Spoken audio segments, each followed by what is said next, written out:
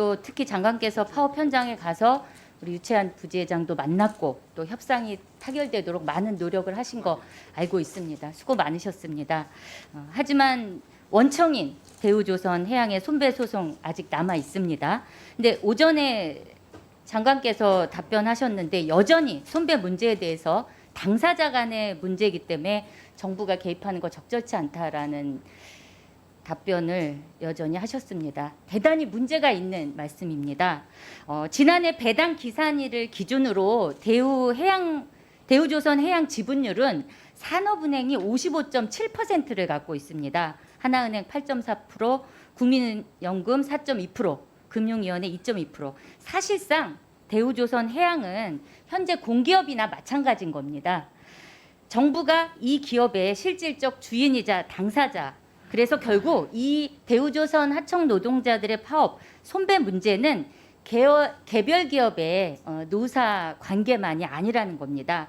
그래서 실제 해야 할 정부의 역할이 있음에도 불구하고 이번 노사 합의 과정에서 말만 입만 열면 불법, 공권력 투입 이런 걸 언급한 정부는 심각한 문제가 있다고 보고요. 대우조선 하청 노동자들의 파업 어디서도 불법 판단 받은 적 없습니다. 파업이 갈등의 원인도 아닙니다. 대통령이 주장한 법과 원칙에 따라서도 파업을 함부로 불법이라고 단정할 수 없는데 지금 계속 불법 파업 이렇게 얘기하고 있어요. 또 저는 장관님 소신 알고 있습니다. 상생의 노사관계 동의합니다. 근데 22년 차 숙련 용접공 장관님께서 만나신 우리 유채한 부지회장 월급 207만 원입니다.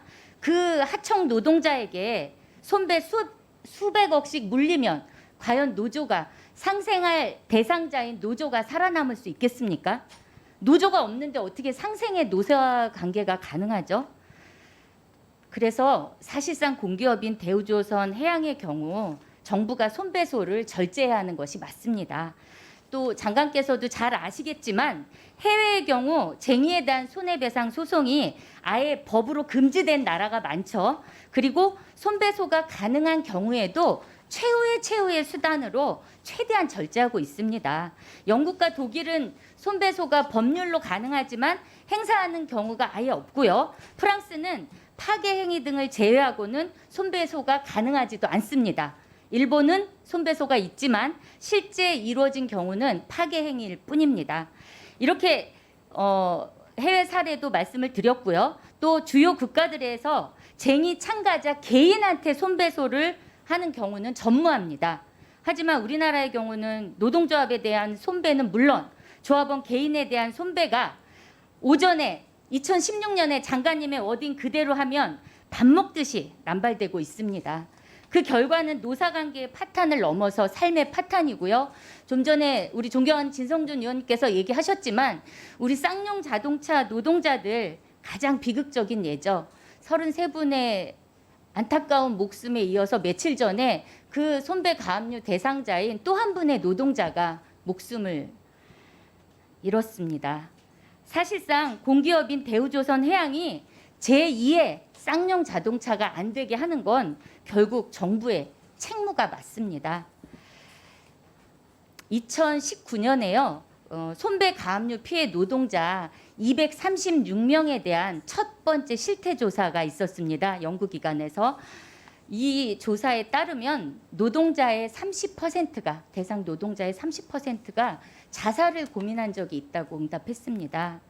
노동권이 부정당하지 않기 위해서는 헌법이 보장하는 기본권의 의미에 맞게 제도가 다시 세워져야 합니다. 합법적 쟁의행위 범위 확대하는 일명 노란봉투법 19대 20대 때도 발의되었지만 제대로 논의조차 못됐습니다. 21대 국회 발의돼서 오늘 이 환노위에서 가장 많은 의원들이 질의한 바로 아주 뜨거운 이슈가 됐습니다. 더 늦기 전에 국회가 나서야 하고 정치가 제 역할을 해야 합니다. 저는 기존 발의 법안에 더해서 개인에 대한 손배 청구 문제, 특히 특고, 하청, 플랫폼 등 최근 손배로 인해서 고통받는 이런 취약 노동자의 쟁의권을 보장할 수 있는 법안을 추가로 발의할 예정이고요. 언제까지 이런 19세기 유럽 수준의 노조 탄압을 이어갈 건지 부끄러운 일이 아닐 수 없다고 생각을 하고요.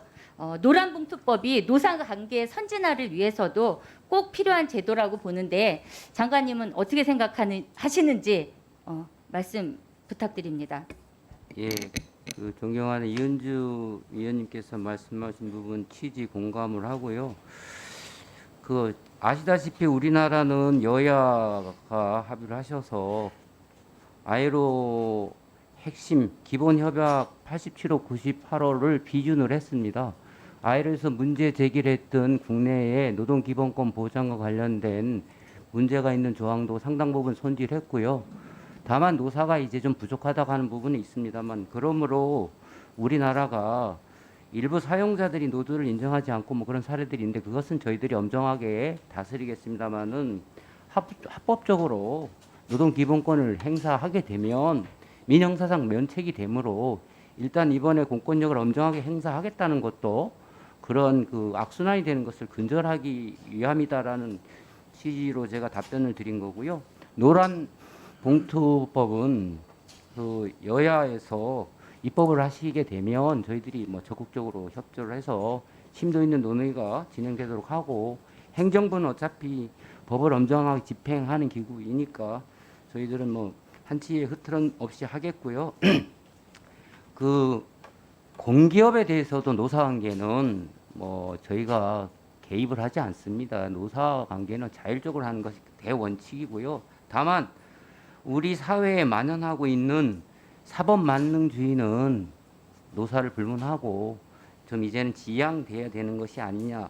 우리 법원도 제가 이해하기로는 적극적인 가담자, 주모자 등에 이렇게 제한해서 그 손배에 대해서 인정을 하고 있는 것으로 저는 알고 있습니다. 어쨌든 의원님께서 말씀하신 부분은 정책에 저희들이 개선할 점이 있는지 적극 검토하겠습니다.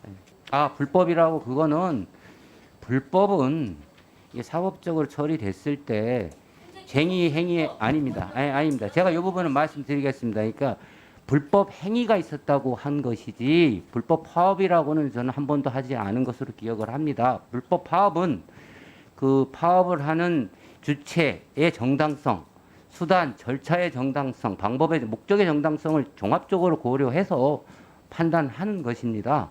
그렇기 때문에 다만 이번에 문제가 됐던 주거 침입, 재물 손괴죄 이런 부분들은 형법에 관한 내용이 되겠습니다. 예.